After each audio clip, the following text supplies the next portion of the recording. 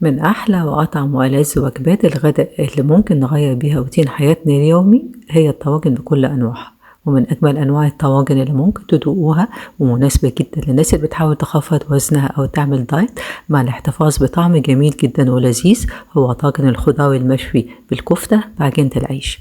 لو أول مرة تشوفوني أنا الدكتورة سهى، أتمنى تشتركوا في القناة وتعملوا لي لايك وشير. هنبدأ الأول نتبل الكفتة بتاعتنا. هننزل ب3 فصوص من الثوم، على قرن فلفل حامي، على وحدتين من الفلفل الرومي، وبصلاية متوسطة، ونحطهم في الكبة مع البهارات بتاعتنا، ملح وفلفل اسود وبهار مشكل وبهار لحمة وبابريكا مدخنة، وهنطحنهم في الكبة. والمعجون اللي هيطلع هننزل بيه على نص كيلو من اللحمة المفرومة ونعجنه كويس جدا علشان يختلط الخليط اللي احنا ضربناه في الكبة مع اللحمة، وندخله التلاجة يتشمع.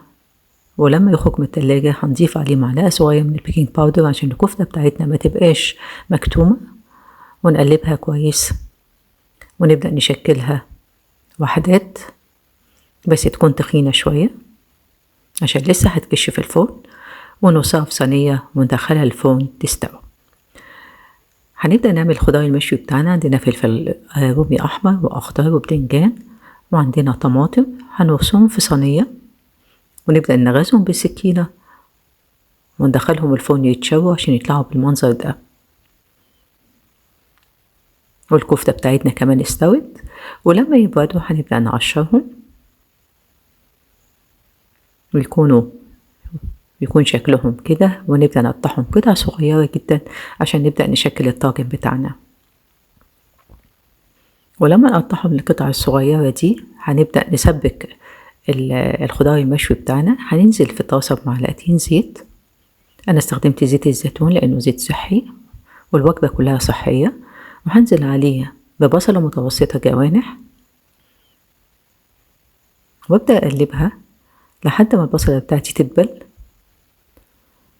أنزل عليها بكام فص ثوم متقطعين حلقات وأقلبهم كويس، وبعدين أنزل عليهم بخليط الخضار المشوي بتاعي،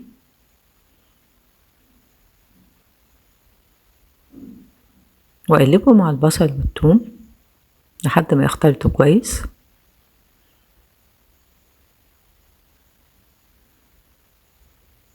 أنزل عليهم بمعلقة كبيرة من صلصة الطماطم،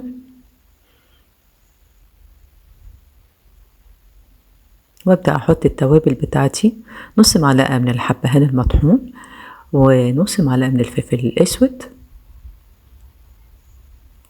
ومعلقة من البابريكا المدخنة،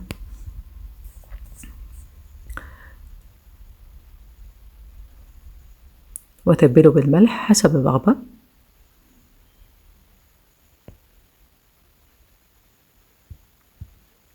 واقلبهم كويس وانزل بيهم في الصينية او في الطاجن اللي انا هدخله الفرن.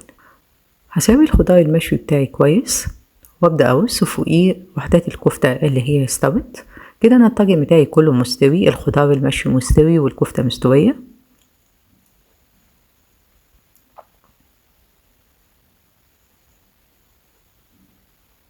وهنزل بالصوص اللي نزل من الكفتة وهي في الفرن على الطاجن، بيدي طعم حلو قوي.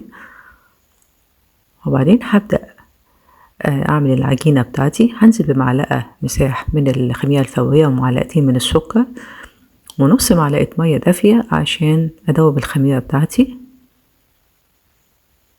واغطي عليها واسيبها تتفاعل. عندي كوباية ونص من الدقيق، هنزل عليهم بنص معلقة بيكنج باودر ونص معلقة ملح، واخلطهم كويس قوي مع بعض. ولما الخميرة بتاعتي تتفاعل هنزل بيها على الخليط واقلبه كويس جدا، ويمكن تحتاج شوية مية حسب نوع الدقيق.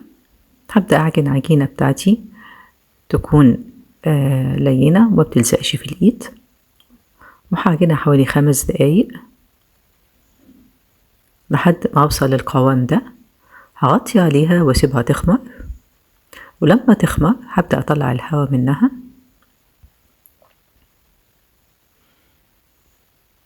وابدأ افردها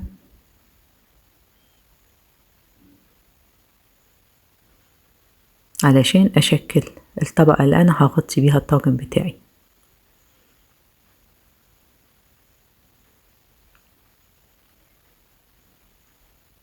هغطي الطاجن بتاعي بالعجينة العيش اللي سمكها حوالي نص سنتي او اقل شوية، واسويها كويس قوي، وهدهن وش العجين او الطاجن بمعلقة من الزيت، وأرش عليها سمسم، وأدخلها فرن سبق تسخينه علشان تطلع بالشكل الحلو قوي ده، اللي مش قادرة أقولكوا قد إيه طعمها تحفة، وقد إيه قلبت ريحة البيت، وقد إيه هي حاجة جديدة ومختلفة عن أي طاجن ممكن تكونوا دقتوه قبل كده. هفتح العجين بالسكينة علشان يظهر لي الطاجن الرائع ده.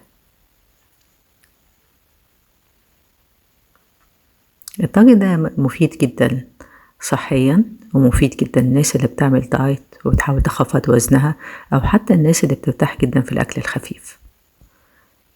اتمنى ان لو عجبكم طاجن النهارده انكم تنفذوه، لانه بسيط وصحي جدا، وتكتبوا لي رايكم واسئلتكم في التعليقات، لانه يستاهل انه يتعمل وبالهنا.